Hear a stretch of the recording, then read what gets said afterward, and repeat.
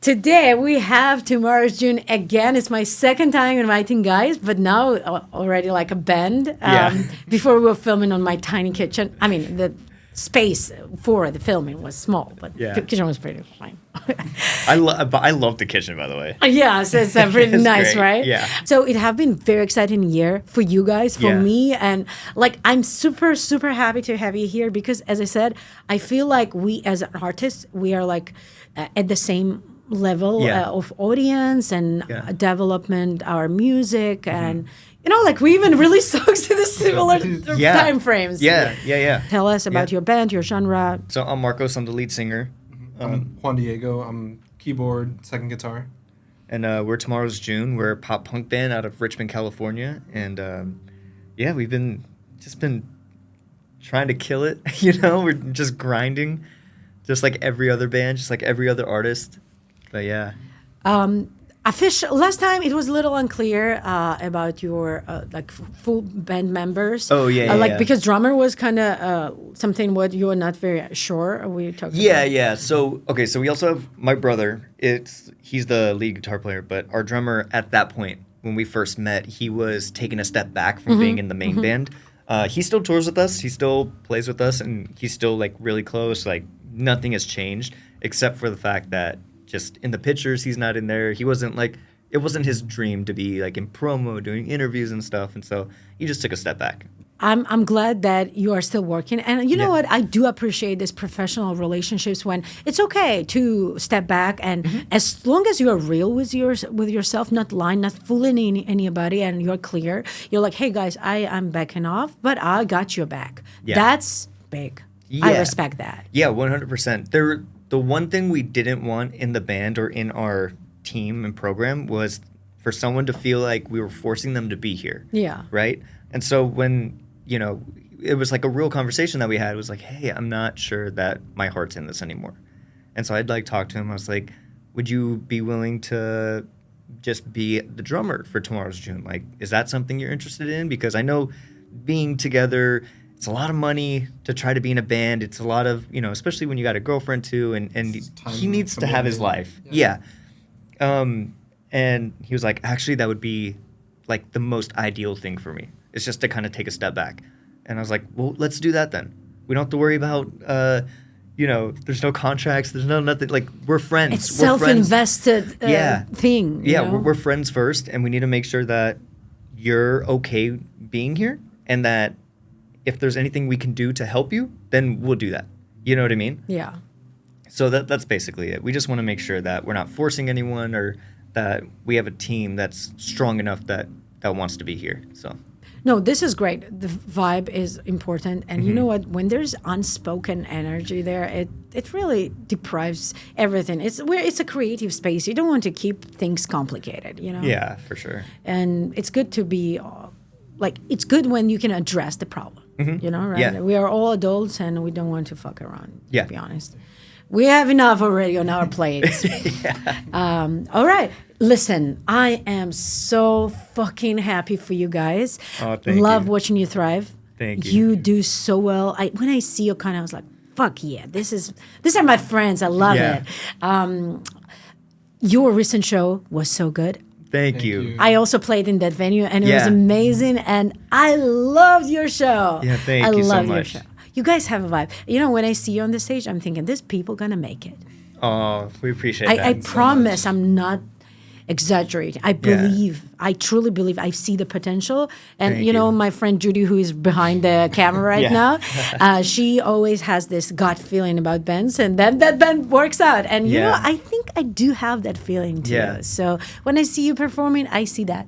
Thank you. Like, a big thing for us, and by the way, that show was amazing. We were playing with Rat Bastard and Used to Be Valentine, and it's such a cool venue because it's in a record store / skate shop. Oh my God, It's so cool. It's got a tiny stage, and pull open those big barn doors. And it's really like a DIY type venue, but like they took the time to take care of it, and so build a little nice stage. They got nice equipment. Chandelier. Yeah. You know what I mean? Yeah. It's like the exact opposite what you would think in there, but it still had that DIY type feel, and so many people came out. it happened to be our anniversary day, and Yes, it was just so fun. creative, so good. Yeah. It was the last day of May, and Yeah. next day is tomorrow's It was June. June, yeah. Yeah, so we had to take that show, and it ended up being great. Yes, and it's your area. You're from Richmond. Yeah, so it's East like Bay. 20 minutes from us, but like it's so much easier to get out there for us. I know saw what your mean? cousin again. Yeah, yeah. He has very good, memorable appearance. You know, when you see him, you know him. Which cousin? Long hair, Ricky.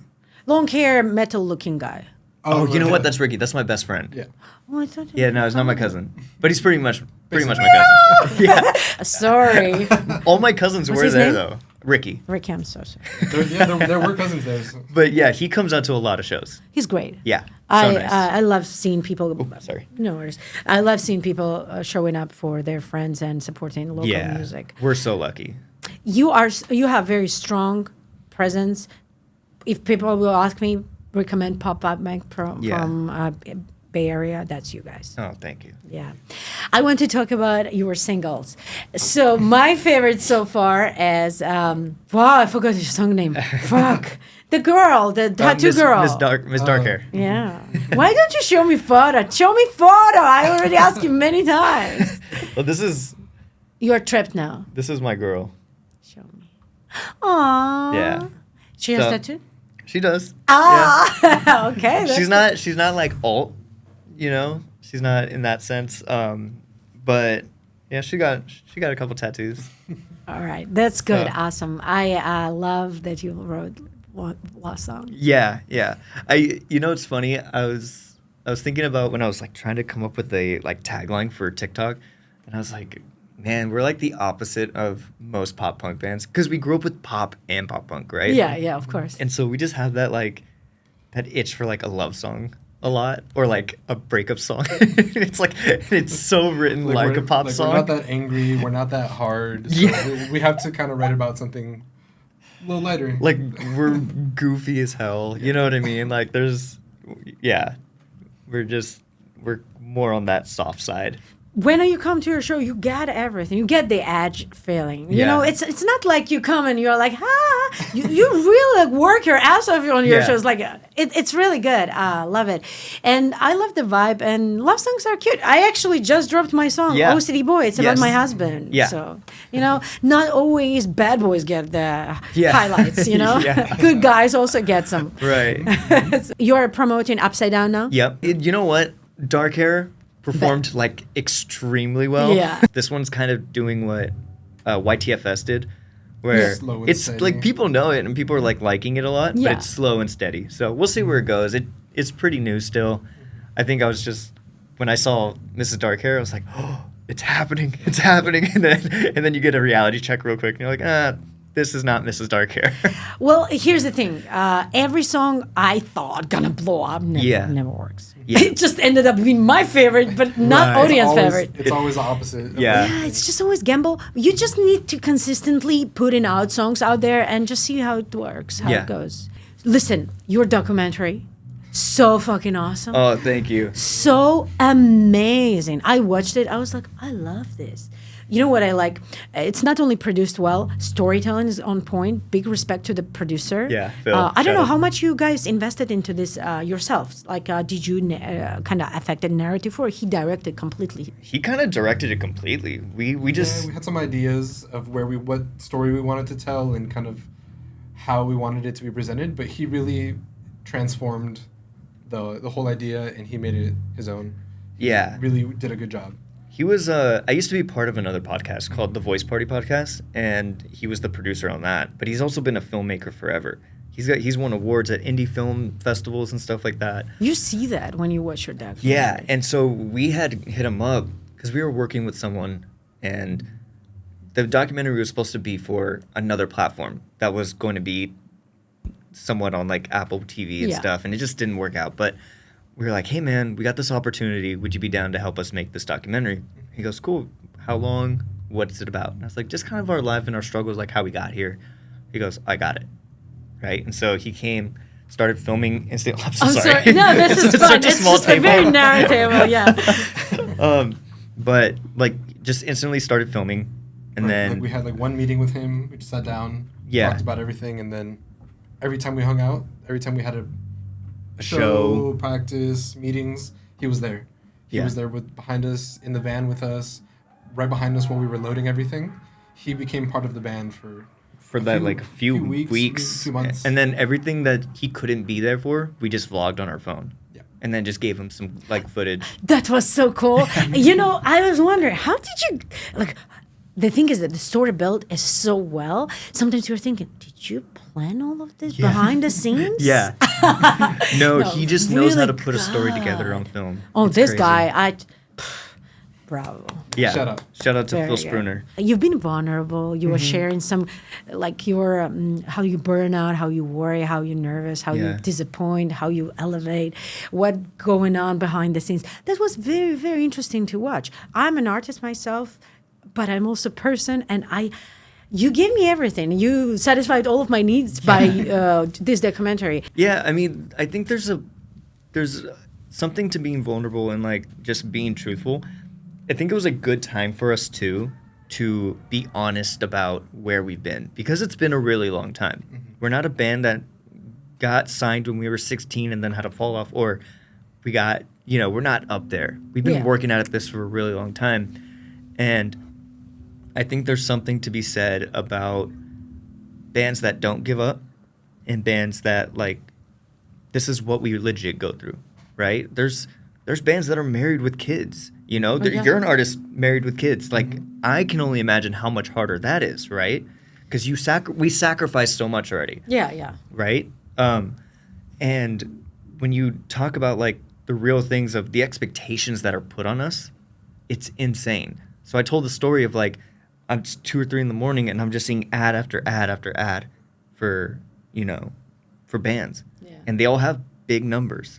And I'm like, every single one of these has 10, 15,000 likes, 20,000 shares, this and that.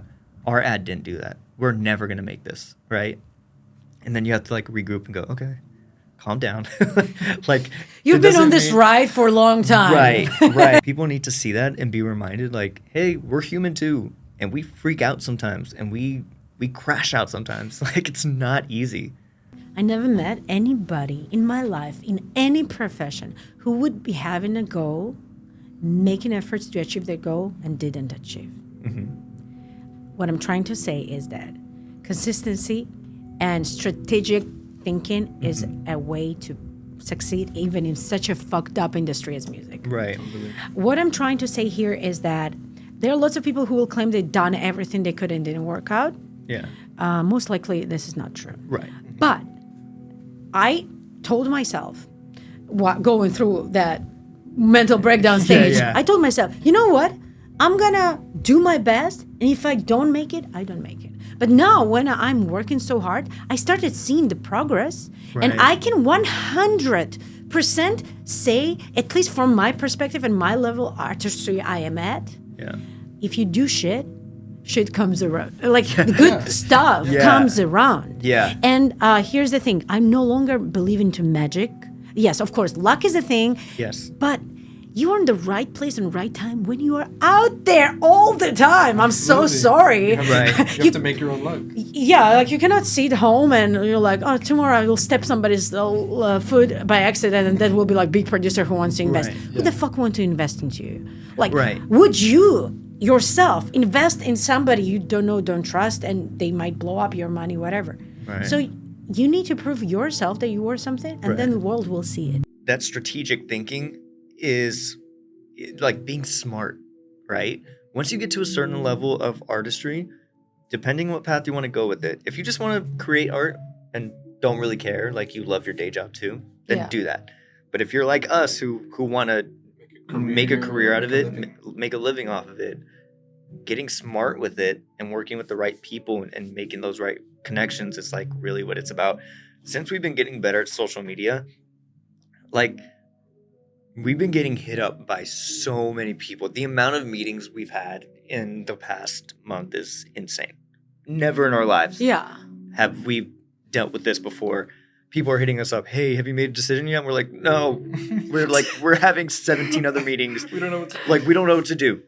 What do you mean, like? And that's such a blessing to It's like such not know what option to take to even have those options. Right. Have those conversations with people. Like we were getting hit up by like labels. We were getting hit up by managers. We were getting hit up like we're still talking to people like yesterday morning, you know.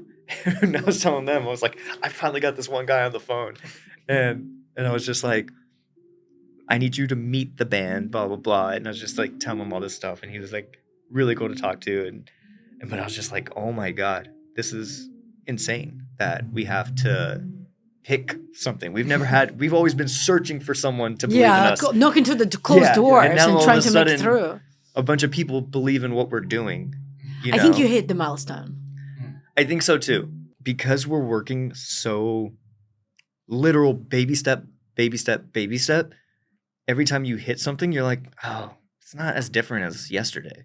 And then you take a step back later and you're like, oh, that is different than yesterday. 6 months ago, they were life changing, you know? Right. Yeah, right. Like this wasn't happening 6 months ago. These kind of show offers weren't happening 6 months ago. People wanting to talk to us or the kind of reaction we're getting from social media wasn't happening 6 months ago. You feel the chemistry in the air. Something is going on, right? Something is happening. I think there's something to be said too with like a few of us, because I'm seeing it with like your music. I'm seeing it with my friend Bari. I'm seeing it with like Gavin Prophet and Ari Bose. Like there's a few people that I'm like, it's like a new wave. I'm feeling it. And I think people are ready for the new wave of music. There's already like the people that are kind of making it to Warped Tour, like Honey Revenge and Home Team and stuff like that. Yeah, of course. Because they are all signed in one record label. They're making the momentum. Right. They're waiting for the new wave of openers, you know? And I think there's a shift coming. There's a lot of good bands out there, and I'm so grateful to be where I'm at right now. Exactly what I wanted to say. First of all, thank you for saying that. I feel the vibe, and I was like, doesn't anybody else seen it? Mm-hmm. I feel it. Do you feel it? I was like, fuck, yes. There is. Even though there's a million of us, there's a million of us. I see you. Yeah. And here's the thing.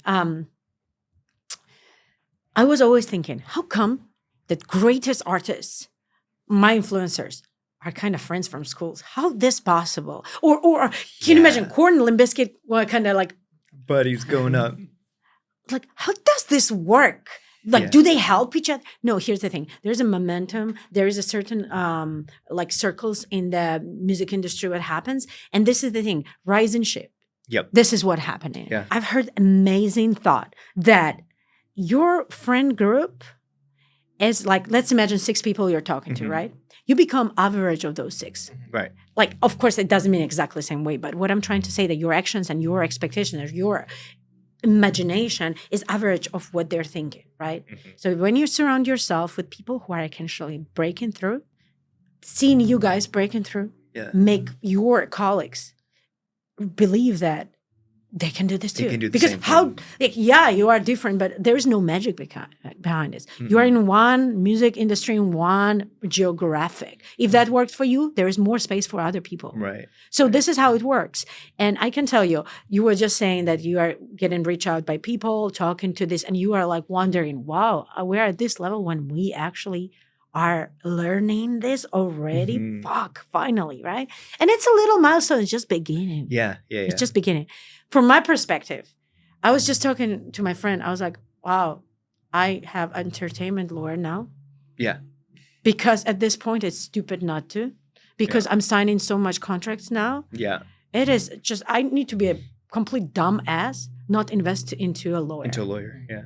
That's one thing. Another thing, you have publicists. Yeah. You have managers, you take occasional consultation to talk. If this record label actually worthwhile even for consideration. Right. What they offer. It's so crazy because like we had somebody specifically reach out, like wanted to sign us. And when you start to look at it, this is nothing against them. Like they were so nice, and it was like, if it just wasn't business, like I would 100% be friends with them.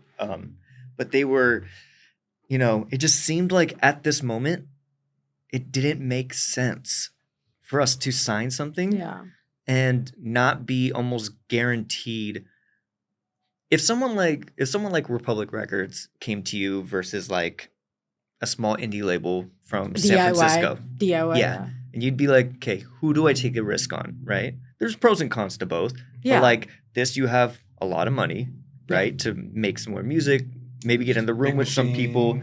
Access to teams. Right. And maybe even their lowest of lows are a lot bigger than what these guys can do working their asses off for you. Yeah.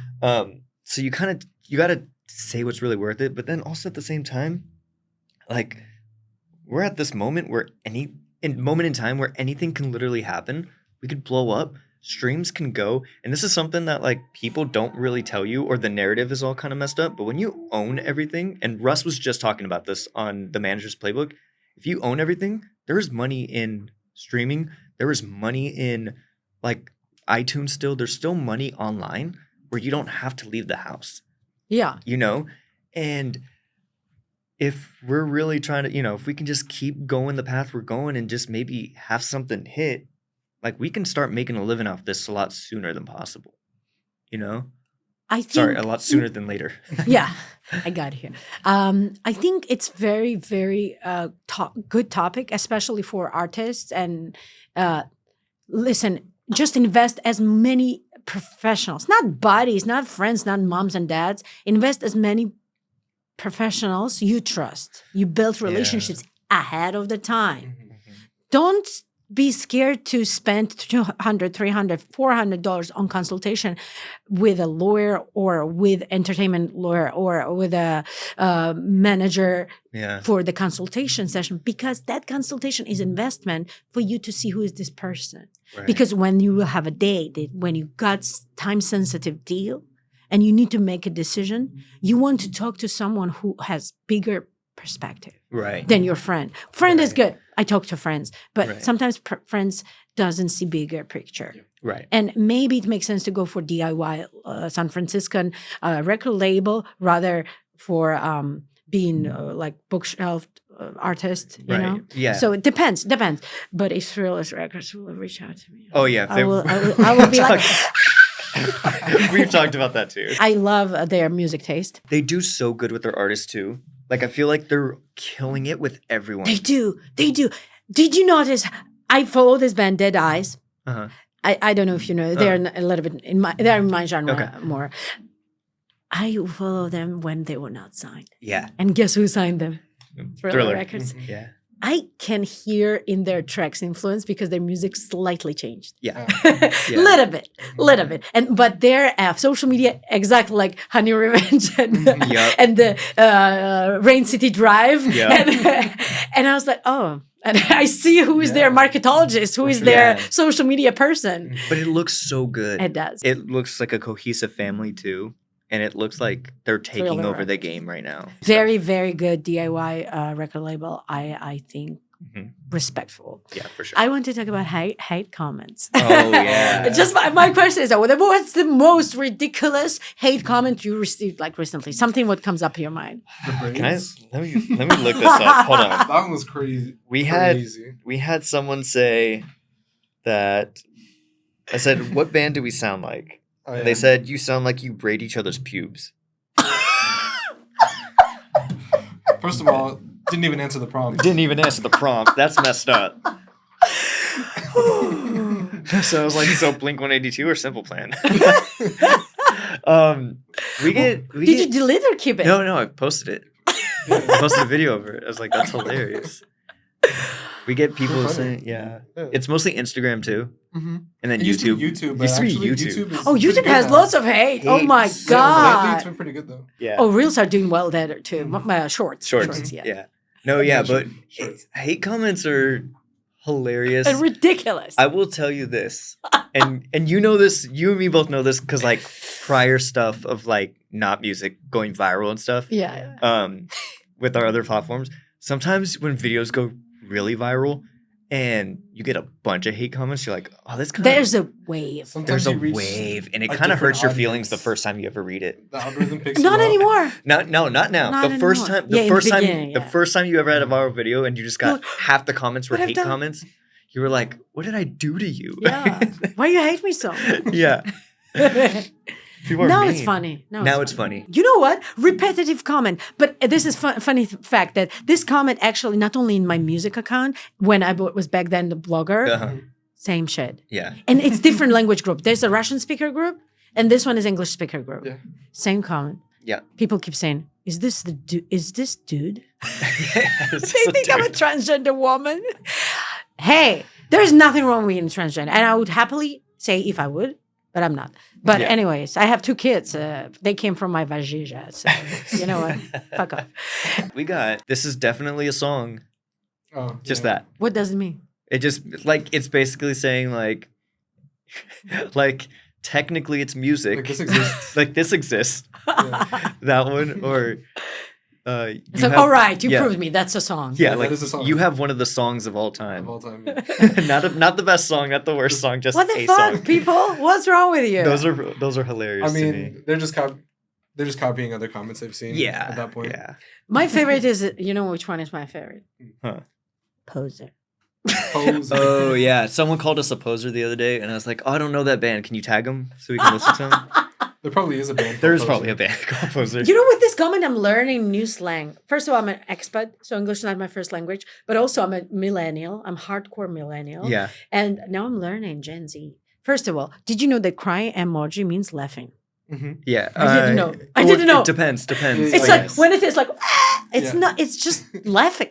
Why fuck? What the fuck would you do that? Well, see, I still use it for crying once in a while. It For depends. crying, yes. Yeah. But for laughing, You know what the weird one is when boomers send you like the kissy emoji? what that means? Like, well, I would use that with my girl, right? That's Yeah, like- between her and me or someone I was talking to, Yeah. but I'm not sending that to like my aunts are sending that to me saying like, Too thank intimate. you. Yeah. And and you're like, hey, that doesn't mean what you think it means.